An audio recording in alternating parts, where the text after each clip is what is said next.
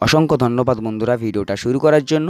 আজকে আমরা ভিডিওতে দেখব যে আপনি যখন কোনো মৃত ব্যক্তির ডেথ সার্টিফিকেট বা মৃত্যু শংসাপত্র আবেদন করবেন বা অ্যাপ্লাই করবেন, তো তার জন্য আপনাকে ডকুমেন্টসগুলো কিন্তু আপলোড করতে হবে।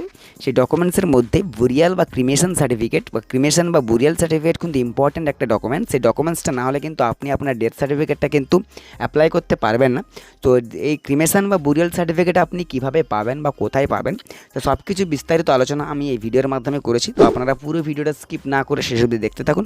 আর ভিডিওটা যদি ভালো লাগে ভিডিওটিকে অবশ্যই লাইক আর শেয়ার করবেন। আর চ্যানেলে প্রথমবার ভিজিট করে থাকলে চ্যানেলটিকে সাবস্ক্রাইব করে পাশে থাকা বেল আইকনটি প্রেস করে রাখবেন। তো কথা হচ্ছে কি, ক্রিমেশন বা বুরিয়াল সার্টিফিকেট আপনি কিভাবে বের করবেন। তো ডেথ সার্টিফিকেট অ্যাপ্লাই করার জন্য আপনাকে কিন্তু এই ডকুমেন্টসটা আপলোড করতে হয়। তো ক্রিমেশন বা বুরিয়াল সার্টিফিকেট হচ্ছে শবদাহ বা কবরস্থ করা সার্টিফিকেট। আপনি যে কবর শবদাহ করেছেন বা কবর দিয়েছেন, তো তার জন্য আপনাকে একটা সার্টিফিকেট বের করতে হবে। কোথা থেকে বের করবেন সেটা আমি আপনাদেরকে বলে দিচ্ছি। তো তার আগে আমি আপনাদেরকে দেখিয়ে দিই। দেখুন, ডেথ সার্টিফিকেট যে অ্যাপ্লাই করার সময় ফর্মটা ওপেন হবে, এই ফর্মের নিচের দিকে কিন্তু আপনার রয়েছে যে আপলোড ক্রিমেশন বা বুরিয়াল সার্টিফিকেট উইথিন 250 কেবি, মানে 250 কেবির মধ্যে আপনাকে কিন্তু এই যে দেখুন এখানটায় ক্রিমেশন সার্টিফিকেট বা বুরিয়াল সার্টিফিকেট যেটা 250 কেবির মধ্যে আপনাকে আপলোড করতে হবে। তো এই ক্রিমেশন বা বুরিয়াল সার্টিফিকেট না হলে কিন্তু আপনার কিন্তু ডেথ সার্টিফিকেট যেটা আপনি আবেদন করছিলেন সেটা কিন্তু কমপ্লিট হবে না।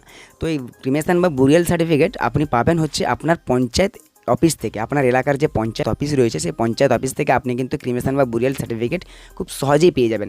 আপনি মৃত ব্যক্তির ভোটার কার্ড, আধার বা যা যা ডকুমেন্টস রয়েছে সবগুলি ডকুমেন্টস কিন্তু আপনি পঞ্চায়েত অফিসে নিয়ে যাবেন এবং সেখানে একটা ফরম্যাটের উপর লেখা থাকবে যে মৃত ব্যক্তি কীভাবে মারা গেছেন, কবে মারা গেছেন, কোথায় মারা গেছেন, সব কিছু ডিটেলস কিন্তু একটা ফরম্যাট থাকবে। এবং সেই ফরম্যাটের উপর যে পঞ্চায়েত প্রধান রয়েছেন বা পঞ্চায়েত সেক্রেটারি রয়েছেন, ওনারা দুজন কিন্তু এই ফরম্যাটের উপর সই করবে এবং তারপর কিন্তু ওনাদের যে স্ট্যাম্প থাকে, একটা কথা খেয়াল রাখবেন, সই করলে খালি হবে না, কিন্তু স্ট্যাম্প যাতে থাকে ওইখানটায়, ওই ফরম্যাটের উপর স্ট্যাম্প এবং সিগনেচার দুটোই থাকবে।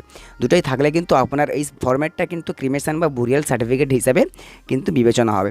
ছিল আজকে ডিটেলসটা ক্রিমেশন সার্টিফিকেট বা বুরিয়াল সার্টিফিকেট আপনাকে পাওয়ার নিয়ম আমি সঠিক নিয়ম বলে দিলাম। তো আপনারা খুব সহজেই কিন্তু আপনার পঞ্চায়েত এলাকার যে পঞ্চায়েত অফিস রয়েছে সেখান থেকে কিন্তু আপনি খুব সহজেই কিন্তু আপনার ক্রিমেশন বা বুরিয়াল সার্টিফিকেট কিন্তু বের করতে পারবেন। তারপর খুব সহজেই কিন্তু আপনি ডেথ সার্টিফিকেটটা অ্যাপ্লাই করতে পারবেন। তো ডেথ সার্টিফিকেট কীভাবে অ্যাপ্লাই করা হয় আমি কিন্তু আগের একটা ভিডিওতে দেখিয়েছি। তো আপনি চাইলে আপনার ডিসক্রিপশানে বা আমার আই বাটনে লিঙ্ক পেয়ে যাবেন, ওইখান থেকে ডেথ সার্টিফিকেট কীভাবে অ্যাপ্লাই করা হয় আপনি দেখে নেবেন ভিডিওটা।